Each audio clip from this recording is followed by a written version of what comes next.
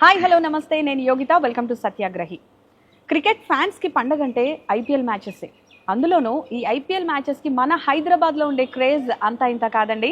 So ఈసారి IPL మ్యాచెస్కి మన Uppal stadium ఎలా ముస్తాబవుతోంది, గత అనుభవాలను దృష్టిలో పెట్టుకుని హెచ్సిఏ ఎలాంటి జాగ్రత్తలు తీసుకుంటోంది, ఎటువంటి ఏర్పాట్లు చేస్తుంది, ఇలాంటి విషయాలన్నీ కూడా మాట్లాడదాం. మనతో పాటు హెచ్సిఏ ప్రెసిడెంట్ జగన్మోహన్ రావు గారు ఉన్నారు. నమస్తే జగన్మోహన్ రావు గారు, ఎలా ఉన్నారు? బాగున్నాను, మీరు ఎలా ఉన్నారు? గుడ్ అండి. సో హెచ్సిఏ ప్రెసిడెంట్గా రాబోయే ఐపీఎల్ సీజన్కి ఎలాంటి ఏర్పాట్లు చేస్తున్నారు? ఉప్పల్ స్టేడియం అంతా కూడా ఎలా రెడీ చేస్తున్నారు? ఐపీఎల్ అంటే నిజంగా కూడా ప్రతి క్రికెట్ ఫ్యాన్కి ఒక పండగ వాతావరణం. పండగకి ముందు మనం ఎట్లయితే ప్రిపేర్ చేస్తామో ఎవ్రీథింగ్ అలాగా జరుగుతుంది. దీనికి మీరు ఇప్పుడు చూస్తే పెళ్లికల వచ్చినట్టుగా స్టేడియం కనిపిస్తుంది. గత 2-3 సంవత్సరాల నుంచి ఏవైతే మేము ఇబ్బందులు ఫేస్ చేసామో వాటిని అన్నిటిలోంచి ఇప్పుడు పూర్తిగా అవుట్కమ్ అయిపోయి కొత్త స్టేడియంని కనిపించేటట్టుగా ప్రయత్నం చేస్తున్నాం. దీంట్లో మేజర్గా మా ప్రాబ్లం వల్ల వాష్రూమ్స్తో ఉండింది, పెయింటింగ్ జరగలేదు, అండ్ కొంచెం drinking water facilities, gate income out going ఫెసిలిటీస్లో కొంచెం ఇబ్బంది ఉంది, అండ్ పార్కింగ్ ఇబ్బంది ఉంది. ఇవన్నిటి నుంచి కూడా ఓవర్కమ్ అయ్యాం. పూర్తిగా యాక్చువల్గా 28th కల్లా మా స్టేడియం రెడీ చేయాలనేది, పూర్తి మ్యాచ్ కల్లా రెడీ చేయాలనేది మా ప్రయత్నం. అయితే 18th కల్లానే కంప్లీట్ చేసుకొని 28th కల్లా స్టేడియం రెడీ చేసి పెడతాం. సో హ్యూజ్ రెస్పాన్స్ ఉంటుంది. ముఖ్యంగా మన హైదరాబాద్లో క్రికెట్కే మహా క్రేజ్ అంటే ఐపీఎల్ మ్యాచెస్ అంటే ఇంకా అసలు చెప్పక్కర్లేదు. సో అంత ఫ్యాన్ బేస్ని వాళ్ళందరినీ కూడా కంట్రోల్ చేయడానికి ఎలాంటి కేర్ తీసుకుంటున్నారు? అదే ప్రాబ్లం అయిపోయింది. స్టేడియం కెపాసిటీ 37,000 అండి. అయితే మనకి ఇక్కడ మినిమం ఒక 1,50,000 కెపాసిటీ ఉన్న స్టేడియం అయితే కానీ మన హైదరాబాద్ క్రేజ్ని తట్టుకోలేము. ఛాంపియన్షిప్ గెలిచినప్పుడు ఇండియా మొత్తంలో ఎంతైతే సంబరాలు జరిగినాయో హైదరాబాద్ అంతకంటే పెద్ద సంబరాలు జరిగాయి. ట్యాంక్ బండ్ దగ్గర కానీ ఎక్కడ చూసినా. సో అంత క్రేజ్ ఉంటుంది క్రికెట్ని. అందుకనే ప్రతిసారి ఐపీఎల్లో మాకు ఇబ్బందులు ఉంటాయి, అన్ని తిట్లు పడుతూ ఉంటాయి. తిట్టని నోరు ఉండదు, తిట్టని మనిషి ఉండడు. సో అంతకంటే ఎక్కువ ఇప్పుడు చేసేలేని పరిస్థితి ఏం లేదు. సో ఓవరాల్గా ఈ ఐపీఎల్ మ్యాచెస్కి హెచ్సిఏ పాత్ర ఏంటంటే ఏం చెప్తారు? హెచ్సిఏ నిజంగా కూడా చాలా లిమిటెడ్ పాత్ర ఉంటుందండి.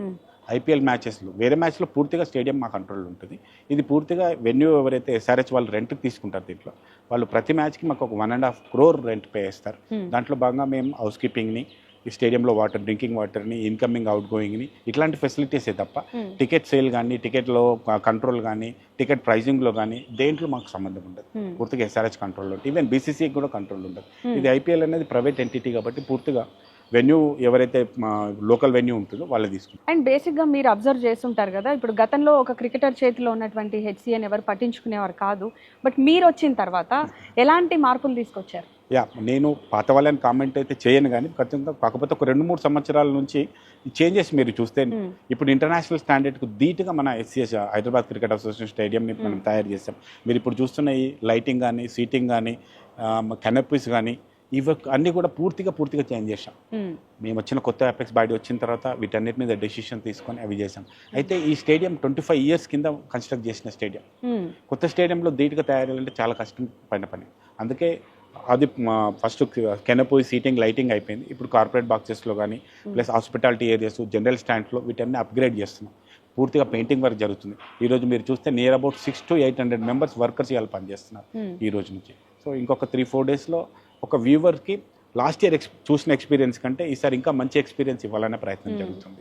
సో ఇందాక మీరు అన్నారు తిట్లు పడుతుంటాయి, ఎన్నో విమర్శలు వస్తూ ఉంటాయి. సో ఇట్లా చూసుకుంటే ఇంటర్నేషనల్ మ్యాచెస్ని మీరు సరిగా చేయలేదు అని చెప్పేసి ఉన్న విమర్శల్ని ఎలా తిప్పికొడతారు ఈసారి?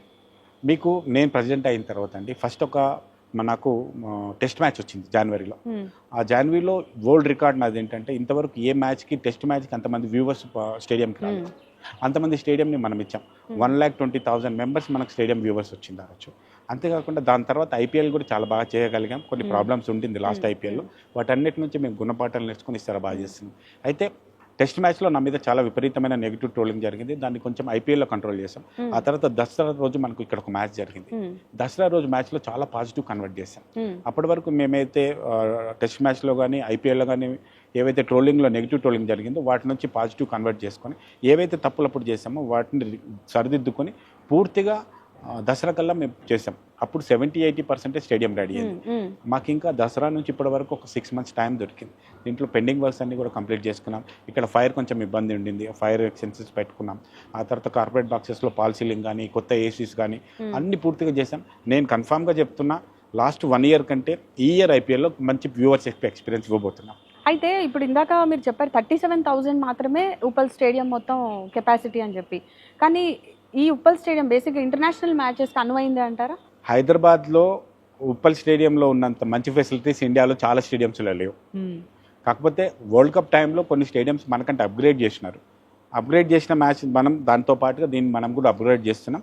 మీరు నెక్స్ట్ ఇయర్ కల్లా ఇప్పుడు ఏంటంటే మేము అనుకునేది ఐపీఎల్ టైంలో మాకు ఒక 80-90% మేము అనుకున్న ఏదైతే మా విజన్ ప్రకారం స్టేడియం రెడీ చేస్తున్నాం. ఐపీఎల్ అయిపోగానే ఇంకా కొంచెం పాత 25 years కింద బ్యాక్ చేసిన వాష్రూమ్స్ని పూర్తిగా రిమూవ్ చేసి కొత్త వాష్రూమ్స్ ఇవ్వడం, బాక్సెస్ని కూడా కంప్లీట్ చేయాలి. నా ఇంటెన్షన్ స్పెషల్గా కూడా ఎన్ని స్టేడియంలో 10-15 మ్యాచ్ల కంటే ఎక్కువ జరగవండి ఇండియా మొత్తంలో. మన స్టేడియం కూడా 10-15 మ్యాచెస్ కంటే ఎక్కువ జరగవు ఇయర్లో.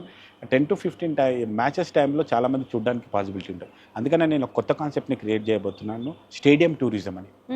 స్టేడియం టూరిజం ఇప్పుడు చాలా మందికి స్టేడియం మ్యాచ్ ఉన్నప్పుడు చూడలేరు, కానీ స్టేడియంని తర్వాత వచ్చి చూసే అవకాశం కూడా చాలా తక్కువ మందికి ఉంటుంది. లెట్స్ సే స్కూల్ చిల్డ్రన్ ఉన్నారు, వాళ్ళకి స్టేడియంలో వచ్చి చూడి స్టేడియంలోకి వస్తే స్పెండ్ చేయాలన్న చాలా ఇంట్రెస్ట్ ఉంటుంది. అందుకనే మ్యాచెస్ అయిపోయిన తర్వాత చాలా స్కూల్స్కి మేము ఇన్విటేషన్ ఇచ్చి ఫ్రీగా స్టేడియం అంతా తిప్పించేసి అవసరమైతే వాళ్ళకి ఇక్కడ ఒక మ్యాచ్ లాంటిది కండక్ట్ చేసి స్టేడియం టూరిజం చేయాలి.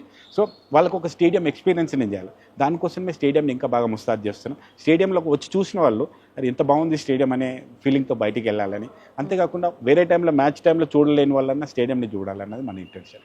మా హెచ్సిఏ బిగ్గెస్ట్ లెగసీ ఉందండి. 1930s స్టార్ట్ అయినది. అప్పటి నుంచి ఇప్పటి వరకు జరిగిన ప్లేయర్స్ కానీ అక్కడ జరిగిన మంచి మూమెంట్స్ కానీ ఒక మ్యూజియం కూడా తయారు చేయాలనుకుంటున్నాం. స్టేడియంలో మ్యూజియంకి ఇన్వైట్ చేసి పిల్లలకి ఇంకొంచెం ఇక్కడ స్నాక్స్ లాంటిది ఫ్రీగా మేమే ప్రొవైడ్ చేసి టూరిజం కూడా మన స్టేడియం టూర్ చేయించాలన్నదే మా టార్గెట్. ఖచ్చితంగా మీరు నెక్స్ట్ ఇయర్ స్కూల్ స్టార్ట్ అయిన తర్వాత మంత్లీ 2-3 days మనం స్టేడియం టూర్కి మేము అలో చేస్తాం. ఓపెన్గా ప్రెస్ స్టేట్మెంట్ పిలుస్తాం. సో ఇంకా మీ టీమ్ ప్రెసిడెంట్, మీరు ప్రెసిడెంట్ కాబట్టి వైస్ ప్రెసిడెంట్ కానీ జాయింట్ సెక్రటరీలు ఇలా ఉంటారు అందరూ. సో అందరి సపోర్ట్ కూడా మీకు ఎట్లా ఉంది మీరు వచ్చిన తర్వాత? మీరు గత 20 years ఎస్సీ ఎస్టీలో చూసుకుంటే ప్రతిసారి గొడవలు, ఏజీఎం ఎప్పుడు జరిగేది కాదు. మేము వచ్చిన తర్వాత మేము 6 గెలిచిన 6 members ప్రెసిడెంట్, సెక్రటరీలు, జాయింట్ సెక్రటరీలు అందరూ కూడా కలిసి పనిచేస్తున్నాం. ఇంతవరకు మీరు ఏ అపెక్స్ మాకంటే ముందు 6 members కలిసిన ఒక్క ఫోటో ఉండదు. మేము ఇప్పుడు ఏ మీటింగ్లో జరిగిన మా 6 members కలిసిన ఫోటో ఉంటుంది. అంటే అంత కలిసి పనిచేస్తున్నాం. నాకు అందరు సపోర్ట్ బాగా జరుగుతుంది. నా టీం బాగా సపోర్ట్ చేస్తున్నారు. దాంట్లోనే భాగంగా లాస్ట్ టైం మేము ఏజీఎం చేసాం, annual general body meeting. 15 years తర్వాత అంత బాగా జరిగిందని పాత ప్రెసిడెంట్, సెక్రటరీలు పోవడమే కాకుండా నా మీద కంటెస్ట్ చేసి ఓడిపోయిన ప్రెసిడెంట్ క్యాండిడేట్ కూడా నా అప్రిషియేట్ చేశారు. జగన్ నువ్వు చాలా బాగా చేసావు, అందరినీ కలుపుకొని పోతున్నావు. అదే మేము నిజంగా కూడా అందరినీ కలుపుకొని పోతున్నాం. ఓకే, అయితే మ్యాచెస్ ఈ మధ్య కాలంలో మనం చూస్తున్నట్టయితే టెక్నికల్గా చాలా ఇంప్రూవ్మెంట్ కనిపిస్తోంది. సో అదే టెక్నికాలిటీస్ మనం కూడా ఇక్కడ చూపించవచ్చు అంటారా? బీసీసీఐకి ఒక ఫార్మేట్ ఉంటుంది. ఆ ఫార్మేట్ ప్రకారంగా, ఆ ప్రోటోకాల్స్ ప్రకారంగా ఖచ్చితంగా టెక్నాలజీ అన్ని కూడా ఖచ్చితంగా వాడాల్సింది. మాకు మ్యాచ్ కంటే ముందు మాకు గైడ్ లైన్స్ వస్తాయి. ఆ గైడ్ లైన్స్ ప్రకారము టెక్నాలజీ వాడడం కానీ, స్టేడియం ప్రిపరేషన్స్ కానీ, పిచ్ ప్రిపరేషన్స్ కానీ ప్రతి గైడ్ లైన్స్ వస్తాయి. దాని ప్రకారంగా వేరే స్టేడియంలో ఏదైతే టెక్నాలజీ వాడతారో ఖచ్చితంగా మేము ఇక్కడ వాడతాం. సో ఒక్కసారి బీసీసీఐ గైడ్ లైన్స్ ఎక్స్ప్లెయిన్ చేస్తారంటే మీకు ఎట్లాంటి సూచనలు ఇచ్చారు? సో అవి మీరు ఎలా ఇంప్లిమెంట్ చేయబోతున్నారు? పిచ్కి సంబంధించిన కొన్ని విషయస్ మేము మీతో షేర్ చేయలేను, కానీ స్టేడియంలో ఉండే ఇన్ఫ్రాస్ట్రక్చర్స్ విషయం కానీ, వ్యూవర్స్ ఎక్స్పీరియన్స్లో కానీ ఈసారి కొత్తగా మేము వైఫై పూర్తిగా, ఇంకొక విషయం ఫస్ట్ టైం మీకే రివీల్ చేస్తున్నాను. ఈరోజు స్టేడియంలో పూర్తిగా వైఫై ఇవ్వబోతున్నాం. ఎంతమంది 37,000 people వాళ్ళు వస్తారు, వాళ్ళందరికీ ఫ్రీ వైఫై ఇవ్వబోతున్నాం. అట్లాంటి టెక్నాలజీ వాడుతున్నాం. అట్లాగే జియో వాళ్ళు బ్రాడ్కాస్టింగ్ దాంట్లో కూడా కొత్త టెక్నాలజీస్ కొత్తవన్నీ ఇచ్చినారు. అవన్నీ కూడా ఇంప్లిమెంట్ అయిపోతున్నాయి. అండ్ మనం చూసుకుంటే హెచ్సి అభివృద్ధికి సంబంధించి ఈ డెవలప్మెంట్కి బీసీసీఐ నుంచి వస్తున్నటువంటి నిధులు ఎన్ని, మీకు వాటిని ఈ క్రికెట్ డెవలప్మెంట్కి వాడుతున్నారా? మాకు సంవత్సరానికి బీసీసీఐ బిగ్గెస్ట్ బ్లెస్ చేస్తే మాకు 100 crores ఫండ్ ఇస్తుంది. 100 crores మాకు నియర్ అబౌట్ 60 to 70 crores మా రెగ్యులర్ డే టు డే ఆపరేషన్స్కి, మా ప్లేయర్స్కి సంబంధించిన ట్రావెల్కి, మా గేమ్స్కి సరిపోతుంది. ఇంకో 30 to 40 crores మా దగ్గర సేవ్ చేసుకోవడానికి ట్రై చేస్తామన్నమాట.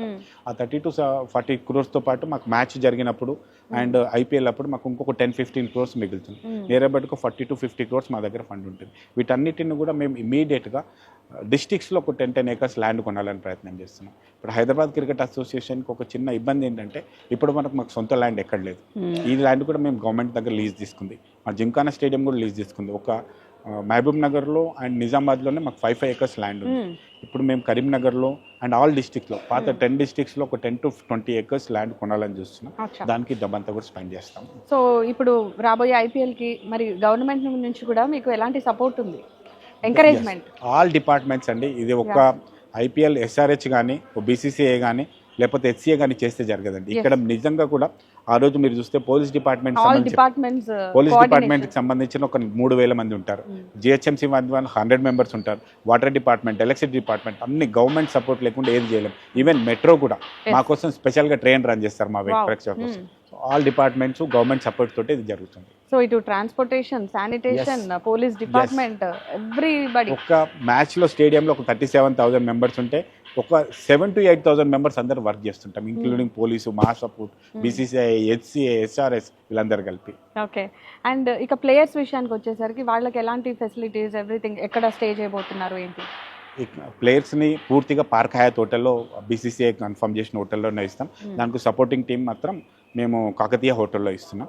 దానికి ఈసారి మేము స్పెషల్గా ఈవెన్ పార్క్ హయాత్ ఇక్కడ మేము ఐటీసీ వాళ్ళకి ఫుడ్ ఇచ్చాం. ప్లేయర్స్ వచ్చినప్పుడు నైట్ ఫుడ్ మేము సప్లై చేస్తాం వాళ్ళకి. ఇక్కడ ఎవ్రీ డే ఒక తెలంగాణ ఫ్లేవర్ ఉన్న ఫుడ్ ఇవ్వాలనే ప్రయత్నం చేస్తున్నాం. సో మెనూ కూడా నేను పర్సనల్గా మెనూని చూస్తున్నాం. వాళ్ళకి ప్లేయర్స్ ఒక మెనూ ఇస్తారు, ఆ మెనూ కాకుండా ఎవ్రీడే ఒక స్పెషల్ మెనూ, ఒక స్పెషల్ ఫుడ్ తెలంగాణది ఇవ్వాలని చూస్తున్నాం. ఇప్పుడే ఐటీసీ వాళ్ళతో మాట్లాడడం, ఎవ్రీడే వాళ్ళకి ఫుడ్ టేస్ట్, కొత్త టేస్ట్ చూపిస్తాం వాళ్ళకి. ఓకే. సో ఈసారి ఐపీఎల్లో మన తెలంగాణని ఇంకేమైనా డిఫరెంట్ గా ప్రెజెంట్ చేయబోతున్నారా? ఏమైనా హైలైట్స్ ఉన్నాయా? ఖచ్చితంగా తెలంగాణ మీద మా తెలంగాణ ప్రజల కంటే ఇండియాలో ఉన్న ప్రజలకు కూడా ప్రేమ ఎక్కువ ఉంటుంది. తెలంగాణ వాళ్ళందరూ ప్రేమ వాళ్ళని. అయితే తెలంగాణలో 2 ఇష్టండి, కల్చర్ అండ్ ఫుడ్. ఖచ్చితంగా ఈసారి ఫుడ్ చాలా డిఫరెంట్గా అందరికి చూపిపోతున్నాం. మేము ప్లేయర్స్తో పాటుగా వచ్చిన ప్రేక్షకులకి ఏదైతే ఫుడ్ వాళ్ళు బై చేసుకుని తెస్తారో దాంట్లో కూడా తెలంగాణ ఫుడ్ ఉంటుంది. అయితే మన దగ్గర ఒక మంచి గొప్ప విషయం అంటే 300-400 మంది కళా బృందాలు ఉన్నాయండి గవర్నమెంట్ సపోర్ట్. ఆ కళా బృందాలను అందరినీ కూడా ప్రతిరోజు ఒక మ్యాచ్కి ఒక్కొక్క టీంని పిలిచి వాళ్ళతో ఒక పర్ఫార్మెన్స్ ఇవ్వబోతున్నాం. ఖచ్చితంగా తెలంగాణ ఫ్లేవర్ ఉండాలనే ప్రయత్నం చేస్తున్నాం. ఇండియా మొత్తం కాదు, వరల్డ్ మొత్తానికి తెలంగాణ ఫ్లేవర్ చూపించబోతున్నాం. అండ్ ఐపీఎల్ అనగానే ఇప్పుడు ప్రముఖులు, సెలబ్రిటీస్ తాకిడి కూడా చాలా ఎక్కువ ఉంటుంది. ఎవరు వస్తున్నారు, ఎవరిని ఎక్స్పెక్ట్ చేయొచ్చు? ఫిలిం స్టార్స్ అయితే చాలా మంది వస్తారండి. అండ్ సీఎం గారు కూడా ఒక మ్యాచ్కి వస్తారు, గవర్నర్ గారు ఒక 2 మ్యాచ్లకు వస్తారు, మినిస్టర్స్ ఖచ్చితంగా ఏదో ఒక మ్యాచ్కి అందరూ వస్తారు. చాలా పెద్ద ప్లాన్ అండి. ఇప్పుడు ప్రతి దానికి మనం ఇప్పుడు తిరుపతి దర్శనానికి వెళ్తే అక్కడ ప్రోటోకాల్ ఉంటుంది, ఇక్కడ మాకు కూడా హెచ్సిఏ కూడా ప్రోటోకాల్ ఉంటుంది. ఎవరు వచ్చినా వాళ్ళ లెవెల్లో ప్రోటోకాల్లో రిసీవ్ చేసుకోవాల్సి ఉంటుంది. దానితో పాటు మా ఎక్స్ ప్లేయర్స్ ఉంటారు, మా ప్లేయర్స్ ఫ్యామిలీస్ ఉంటారు, అండ్ వేరే అవే టీము ఓనర్స్ ఉంటారు, వాళ్ళందరూ కూడా ఉంటారు. ఆల్మోస్ట్ ఐపీఎల్ టైంలో మాకు విపరీతమైన ప్రెషర్ ఉంటుంది.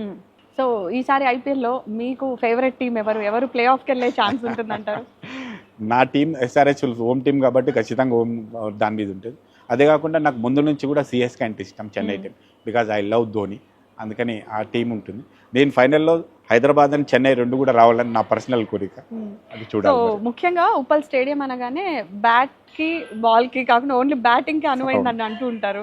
సో మరి ఇది ఎలా మేనేజ్ చేస్తారు? ఇది స్టేడియం ముందు నుంచి అంటే 25 years ఎప్పుడైతే స్టేడియం స్టార్ట్ అయిందో అప్పటి నుంచి కూడా అందరూ కొంచెం బ్యాట్స్మెన్ కి ఫేవరబుల్ పిచ్ అనే అంటుంటారు. వాస్తవం కూడా అదే జరుగుతుంది. ఎంతమంది అయితే బ్యాట్స్మెన్ వస్తారో వాళ్ళందరూ నన్ను బాగా మెచ్చుకుంటారు. బౌలర్లు ఎంతమంది వస్తారో వాళ్ళందరూ మనం బాగా తిడతారు. హైదరాబాద్ పిచ్ వాళ్ళ బౌలింగ్లో 6 బాగా పోతాయి. సో లాస్ట్ టైం మనకి ఇక్కడ 297 స్కోర్ వచ్చిందండి. ఈసారి అదే లెవెల్లో 300 క్రాస్ అవుతుందని అనుకుంటున్నా, హైయెస్ట్ స్కోర్.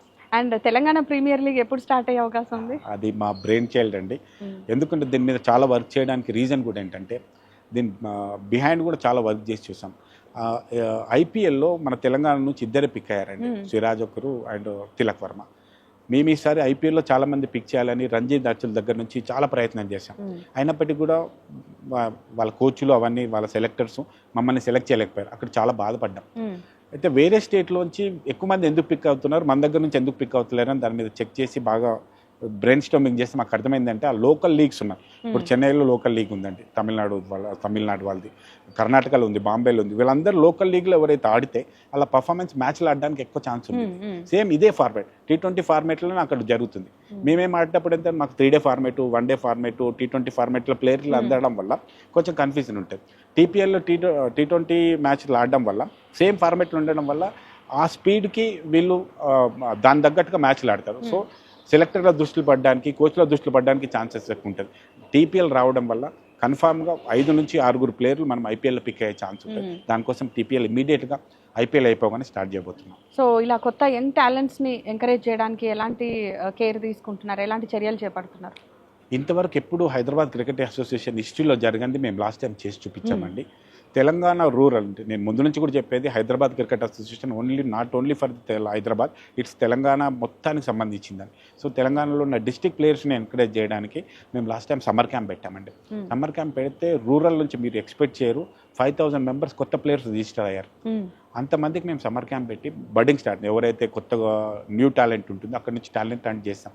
అక్కడ బాగా పర్ఫామ్ చేసిన వాళ్ళని హైదరాబాద్లో ఇదే ఉప్పల్ స్టేడియంలో ఒక 200 మెంబర్స్కి మేము అకామిడేషన్ అండ్ ఫుడ్ ఇచ్చుకుంటూ 1 month 2 months ఇక్కడ ట్రైనింగ్ ఇచ్చాం. ఇక్కడ అది అయిపోయిన తర్వాత మా అకాడమీలో వాళ్ళు రెగ్యులర్గా లీగ్స్ ఆడిచ్చాం. అట్లా మాకు 3-4 మెంబర్స్ ప్లేయర్స్, కొత్త ప్లేయర్స్ మాకు దొరికారు. వాళ్ళని అండర్ 19 లెవెల్లో ఇప్పుడు ఆడిపిస్తున్నాం. నాకు తెలిసి ఇంకొక 2-3 yearsలో వాళ్ళు IPL ఆడే లెవెల్కి వస్తారు. కానీ ఎంత మాట్లాడినా నాకు వస్తున్న డౌట్ ఒకటే, ఈ 37,000 కెపాసిటీ బట్ ఇది ఎలా మీరు ఛాలెంజింగ్ కదా ఇది చాలా, సో దీన్ని ఎట్లా ఓవర్కమ్ చేస్తారనేది. ఓవర్కమ్ చేయడానికి ఏం లేదంటే మా మొబైల్ స్విచ్ ఆఫ్ చేసుకోవడం తప్ప. సీరియస్లీ టికెట్స్ కి కూడా చాలా ప్రెషర్ ఉంటుంది కదా. అదే అండి చెప్పేది. దీంట్లోంచి ఇంకా ఇప్పుడు సీటింగ్కి పెంచడానికి పాసిబిలిటీ లేదు. ఒకటే ఒక ఆప్షన్ ఏముంటుందంటే కొత్త స్టేడియం కట్టుకోవాలి. దానికోసం మేము ఏం చేసామంటే తెలంగాణ గవర్నమెంట్కి, రేవంత్ రెడ్డి గారికి రిక్వెస్ట్ చేయడం జరిగింది. వారు కైండ్ అయినా థ్యాంక్ యూ సీఎం గారు, మీడియా ముఖంగా మీకు ఇంకొకసారి ధన్యవాదాలు తెలియజేస్తున్నా. మాకు ఒక కొత్త స్టేడియం కట్టుకోవడానికి 100 acres ల్యాండ్ కావాలని వారు రిక్వెస్ట్ చేస్తాం. వారు అసెంబ్లీలో అనౌన్స్ చేశారు. ఆల్రెడీ న్యూ సిటీ ఇప్పుడు ఏదైతే కన్స్ట్రక్ట్ జరుగుతుందో మన ఎయిర్పోర్ట్ దగ్గర అలా 100 acres ల్యాండ్ మనకు ఇస్తా అని చెప్పారు. 100 acres ల్యాండ్ ఇచ్చిన తర్వాత నా ప్రెసిడెంట్షిప్ ఇంకొక 1.5 yearలో కంప్లీట్ అయిపోతుంది. ఆ తర్వాత నెక్స్ట్ ఎలక్షన్ ఉంటుంది. బట్ ఈ లోపలనే నేను ల్యాండ్ అక్వైర్ చేసి దాంట్లో భూమి పూజ కొత్త స్టేడియానికి ఒక 1 lakh సీటింగ్ కెపాసిటీ ఉన్న స్టేడియంకి కట్టాలనే ప్రయత్నం జరుగుతుంది. రీసెంట్గా జయేష్ రంజన్ సార్ని కూడా కలవడం జరిగింది. వారు కూడా పేపర్ వర్క్ జరుగుతుంది. రీసెంట్గా పేపర్లో కూడా దానికి సంబంధించిన ప్రాసెస్ తెలిసి వచ్చింది. అక్కడ 4-5,000 acres ల్యాండ్ ప్రొక్యూర్ చేసి వేరే వాళ్ళందరూ కూడా ఇస్తున్నారు. అలా 100 acres మాకు మార్కింగ్ చేసి ఈ మంత్ ఎండ్ కల్లా ఇస్తా అన్నారు. అట్లీస్ట్ ఇంకో 2 monthsలో మాకు అలాట్మెంట్ లెటర్ వస్తుంది. అలానే భూమి పూజ చేసి BCCI పర్మిషన్ తెచ్చుకొని ఒక 1 lakh సీటింగ్ కెపాసిటీ ఉండే స్టేడియం కట్టాలనే ప్రయత్నం జరుగుతుంది. ఓకే, సో మొన్న ఛాంపియన్స్ ట్రోఫీ విన్నింగ్ తర్వాత మీరు ఎలా సెలబ్రేట్ చేసుకున్నారు? ఆ రోజు చాలా అంటే అంతకుముందే మేము పాకిస్తాన్ ఇండియా మ్యాచ్కి దుబాయ్కి వెళ్ళాను. అసలు నేను కూడా అక్కడికి వెళ్ళాల్సి ఉంది దుబాయ్కి. బట్ ఇక్కడ స్టేడియంలో మాకు ఇంకొక గొప్ప విషయం ఏం జరిగిందంటే ఈసారి ఛాంపియన్షిప్ ట్రోఫీకి మా దేవరాజ్ సెక్రటరీ గారు టీమ్ మేనేజర్గా ఉన్నారు. సో పూర్తిగా మ్యాచ్ దాంతో ఉన్నారు. సో ఇండియన్ టీమ్ సెలబ్రేషన్స్లో మా హైదరాబాద్ క్రికెట్ అసోసియేషన్ భాగస్వామ్యం కూడా ఉంది అని గంటపదంగా చెప్పొచ్చు. అన్ని టీవీలో చూసుకుంటే మేము ఇక్కడ హైదరాబాద్లో నేను కూడా కొంతమంది ఫ్రెండ్స్ తోటి సెక్రటరియట్ దగ్గర వెళ్ళి కొద్దిసేపు అక్కడ స్పెండ్ చేసి రావడం జరిగింది. ఆ క్రౌడ్ చూసిన తర్వాత అర్థమైంది హైదరాబాద్కి ఈ పిచ్ ఎప్పుడు పోదు ఇంకా క్రికెట్. నేను ముందు నుంచి ఎప్పుడో ఒకటి చెప్తాను, హైదరాబాద్ పీపుల్ లవ్ బిర్యానీ, చాయ్, క్రికెట్. ఈ 3 వాళ్ళ జీవితంలోంచి తీసేయలేం. అండ్ మొన్న వరల్డ్ కప్ నుంచి కూడా కొత్త రోహిత్ శర్మని చూస్తున్నాం కదా, సో ఆయన అటాకింగ్ గేమ్ మీద మీ ఒపీనియన్ ఏంటి? రోహిత్ ఎప్పుడైనా మనకి టీమ్ బిల్డింగ్లో సరే అది నాకు క్రికెట్ మ్యాచ్ ఆడింది, స్కోర్ కొట్టింది అనుకుంటే కూడా ఆయన క్యాప్టెన్షిప్ నాకు బాగా నచ్చుతుంది. టీం ఎప్పుడు లో ఉన్నా లేకపోతే ఇంకొక ప్లేయర్కి ఎప్పుడు సపోర్ట్ చేయాలనుకున్నా రోహిత్ చాలా బాగా చేస్తాడు. లాస్ట్ మ్యాచ్లో కూడా కోహ్లీ అవుట్ అయిన తర్వాత కూడా తన టీంని నిల్చోబెట్టి మ్యాచ్ని గెలిపించడం అనేది కూడా అది గ్రేట్ న్యూస్ అన్నమాట. సో రోహిత్ ఎప్పుడు ఒక బిగ్ పిల్లర్ మన ఇండియన్ టీంకి. మరి 2027 వన్డే వరల్డ్ కప్కి అప్పటి వరకు రోహిత్ ఉంటారంటారా? ఆయన హెల్త్ అయితే ఫిట్గా ఉంది. రీసెంట్గా వస్తున్న రూమర్స్ ప్రకారం కూడా నేను ఇప్పుడే మన రిటైర్ అవును అని వారు న్యూస్ వచ్చిందని విన్నాము. బట్ ఐ డోంట్ నో, దాని మీద కామెంట్ చేయలేను నేను. ఓకే, అండ్ ఒక ఏదైతే కోహ్లీ అండ్ రోహిత్ మధ్య ఉన్నటువంటి విభేదాలు ఉండేనో ఒకప్పుడు, ఇప్పుడు వాళ్ళు అంతా క్లోజ్ గా ఉన్నారు. రిలేషన్స్ కూడా ప్లేయర్స్ మధ్యలో ఎట్లా ఉండే ఛాన్స్ ఉంది ఈసారి? టీమ్ ఇండియా అంతా కూడా వన్ ఇండియా లాగానే వాళ్ళు పనిచేస్తారు. ఎప్పుడైనా ఒక టీం మధ్యలో ఒక చిన్న కెప్టెన్ మధ్యలో ఇంకొక ప్లేయర్ మధ్యలో విభేదం ఉంటే, ఒక స్టార్ ప్లేయర్ మధ్యలో విభేదం ఉంటే టీం ఎప్పుడు సెట్ కాదండి. మ్యాచ్లు గెలిచే ఛాన్స్ చాలా తక్కువ ఉంటుంది. నాకు తెలిసి వాళ్ళిద్దరి మధ్యలో విభేదాలు ఉన్నాయి అన్నది నాకైతే తెలియదు, అక్కడైతే కనిపించలేదు. మళ్ళీ వాళ్ళ బాండింగ్ అనేది అంత స్ట్రాంగ్ ఉండడం వల్లే ఈ వరుసగా విన్నింగ్స్ సాధ్యం అనుకోవచ్చా? ఖచ్చితంగా టీం అంతా వన్ ఇండియా లాగా వన్ టీం లాగా ఉన్నది కాబట్టి credits goes to Rohit and Kohli అండి. వాళ్ళిద్దరికి వచ్చిన ఈ క్రెడిట్ గోయేదానికి కూడా నేను జైబాయ్కి కూడా థ్యాంక్స్ చెప్తున్నా. జైబాయ్ టీం మొత్తాన్ని ఒకే తాటి మీద నడిపిస్తున్నారు. ఇంతకుముందు ఎప్పుడు కూడా ఒక సెక్రటరీ గారు కానీ ఇప్పుడు వచ్చిన ICC చైర్మన్ కానీ ఇంత బాగా టీంని తీసుకుపోయి కంటిన్యూగా విన్నింగ్ ఎప్పుడు తీసుకోలేదు. వీరి ఆధ్వర్యంలో 3 కప్పులు గెలిచాం మనం కంటిన్యూ. సో జైబాయ్ రోహిత్కి కోహ్లీకి ఎంతైతే వాళ్ళిద్దరు కాంట్రిబ్యూషన్ ఎంత ఉందో జయబాయిది కూడా అంతే కాంట్రిబ్యూషన్ ఉంది దీంట్లో. అండ్ బీసీసీఐ సపోర్టింగ్ స్టాఫ్లో మన తెలుగు వాళ్ళు ఎంతమంది వరకు ఛాన్స్ ఉందంటారు? ప్రతిసారి మన తెలుగు వాళ్ళు లేకుండా బీసీసీఐలో టీం ఏది వెళ్ళట్లేదండి. దిలీప్ వెళ్తున్నాడు, లక్ష్మణ్ గారు వెళ్తున్నారు. ఈసారి కొత్తగా మన దేవరాజు గారు, మా సెక్రటరీ గారు కూడా దేవరాజు గారు కూడా వెళ్ళి ఛాంపియన్షిప్లో వారు భాగస్వామ్యం చేసినారు. ఇంకొకటి కూడా మీడియా ముఖంగా నేను చెప్పదలుచుకున్నా, దేవరాజు గారు మధ్యలో ఉన్నప్పుడు వాళ్ళ మదర్ చనిపోయారు జరిగింది. అంత స్ట్రెస్లో ఉన్నప్పుడు అక్కడికి వచ్చి ప్రోగ్రామ్స్ అటెండ్ చేసుకొని మళ్ళీ ఫైనల్ మ్యాచ్కి వెళ్ళి ఆయన సర్వీసెస్ ఇచ్చాడు. నిజంగా కూడా మన హైదరాబాద్ పీపుల్ అంత బాగా క్రికెట్ లవ్ చేస్తారు అండ్ బాధ్యతాయుతంగా అంత పనిచేస్తారు. వారు ఇచ్చిన సర్వీస్ 100% వారు కంప్లీట్ చేశారు. అండ్ నాట్ ఓన్లీ క్రికెట్, ఈ క్రికెటే కాకుండా హెచ్సిఏ ఇంకా ఇతర ఏ గేమ్స్ మీద కాన్సన్ట్రేట్ చేస్తుంది? క్రికెట్ హెచ్సిఏనే క్రికెట్ అసోసియేషన్ అండి. దీని మీద వేరేం లేదు. బట్ ఎస్, దాన్ని పట్టకుండా వేరేది ఏం లేదు. కాకపోతే మా బైలాస్ ప్రకారంగా మేము వేరే గేమ్కి సపోర్ట్ చేయడానికి ఉంటుంది. అందుకోసం నేను కూడా మీకు తెలుసు, నేను ఒలింపిక్ అసోసియేషన్లో చాలా సీరియస్గా ఇన్వాల్వ్ అయి ఉన్నాను. ప్లస్ హ్యాండ్బాల్ ఇండియాకి ప్రెసిడెంట్ కూడా ఉన్నాను నేను, ఇంతకుముందు ఉండేది దీనికంటే ముందు. సో ఆల్ గేమ్స్ని మేము కోఆపరేట్ చేస్తుంటాం, ప్లేయర్స్కి కావాల్సిన ఎంకరేజ్మెంట్ ఇస్తాం. అంతేకాకుండా రీసెంట్గా మేము మా ఎపెక్స్లో డిస్కస్ చేసింది కూడా వేరే అయినా బడ్డింగ్ స్టార్ వేరే గేమ్స్లో ఉంటే వాళ్ళకి ఫైనాన్షియల్ సపోర్ట్ చేయాలని కూడా ప్రయత్నం చేస్తున్నాం. అంతేకాకుండా మా స్టేడియం కొత్తగట్టే స్టేడియంలో ఓన్లీ క్రికెట్ కాకుండా ఇంకా 4-5 స్పోర్ట్స్ ఫెసిలిటీస్ క్రియేట్ చేయాలని, ఫుట్బాల్ లాంటిది, ఎందుకంటే అంత స్పేస్ వస్తుంది 100 acres, అట్లా చేయాలని ఆలోచనలో ఉన్నాం. సో ఓవరాల్గా బీసీసీఐతో కోఆర్డినేషన్ కానివ్వండి, మీరు మీ టీంతో కోఆర్డినేషన్ కానివ్వండి, ఎవ్రీథింగ్ అన్నీ ఎలా ఉన్నాయి ఈసారి? గత 15 సంవత్సరాల నుంచి ఉండే రిలేషన్ బీసీసీఐలో ఎట్లా ఉందో అంతకంటే డబల్ బీసీసీఐ రిలేషన్ పెరిగింది.